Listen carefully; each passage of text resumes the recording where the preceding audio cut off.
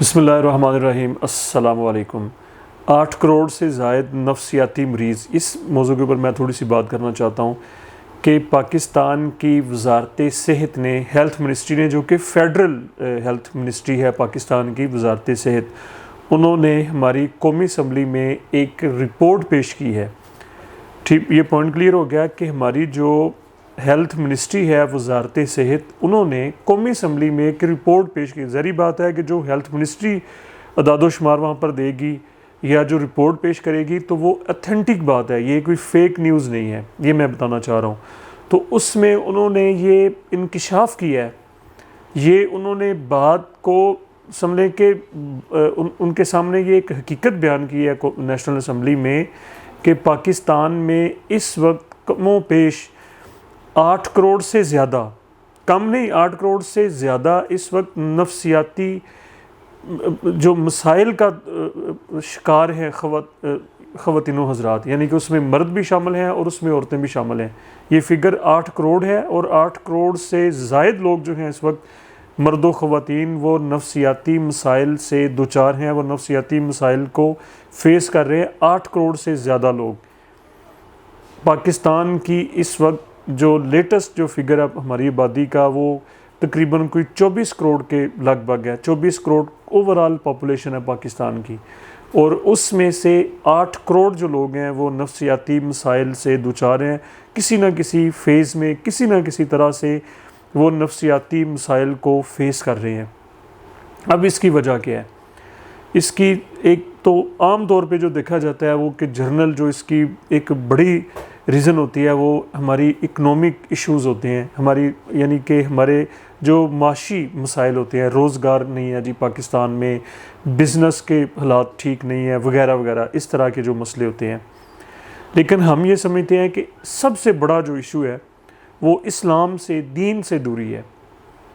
وہ کس طرح سے کہ بہت ساری ہم نے ایسی رسومات اپنے اوپر ان کو لاگو کر لی ہے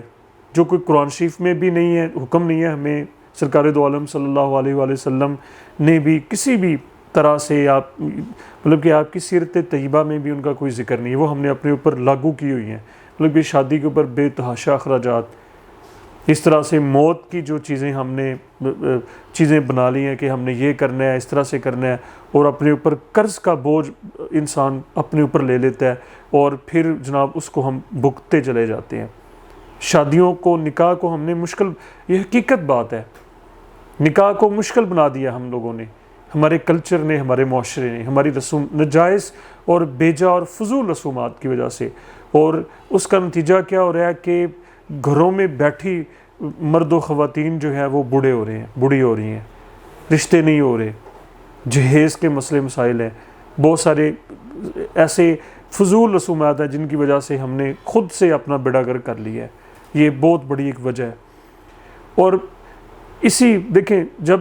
ہم دین کو فالو نہیں کر رہے، ہم سرکار دو عالم صلی اللہ علیہ وآلہ وسلم کی سیرت طیبہ کو، اسوہ حسنہ کو ہم نہیں اپنے سامنے رکھ رہے، تو اس کی وجہ سے ایک بہت بڑا کہ پرائیویٹ لائف میں انٹرفیرنس بہت زیادہ ہے۔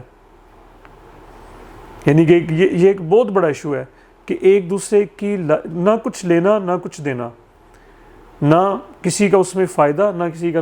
ٹو میں لگے رہتے ہیں کہ یہ کیا کر رہا ہے، یہ کہاں جا رہا ہے، یہ کس سے مل رہا ہے، یہ کیوں مل رہا ہے، ہمسائیگی میں ایسے، یعنی کہ نہ کوئی کنسرن ہی ایک دوسرے سے نہیں ہے۔ پرائیویٹ لائف سرکار دو عالم صلی اللہ علیہ وسلم نے یہ تحفظ دیا ہے کہ بھائی بھائی کی زندگی کے اندر جو ہے نا وہ انٹرفیئر نہ کرے۔ بہت سارے مسائل ایسے ہوتے ہیں کہ وہ اپنے پرائیویٹ اور بالکل وہ کسی کا اس میں کوئی لینا دینا نہیں ہوتا۔ تو خاص طور پہ جو ہمارے ملک میں ایک بہت بڑا ہماری آبادی کا حصہ جو جوائنٹ فیملی سسٹم میں، ہمارا جو خاندانی ایک سائڈ پہ تو خاندانی نظام ہمارا ایک آئیڈیل نظام زندگی ہے، اس کے بہت سارے فوائد ہیں، اس کے بینیفٹس ہیں،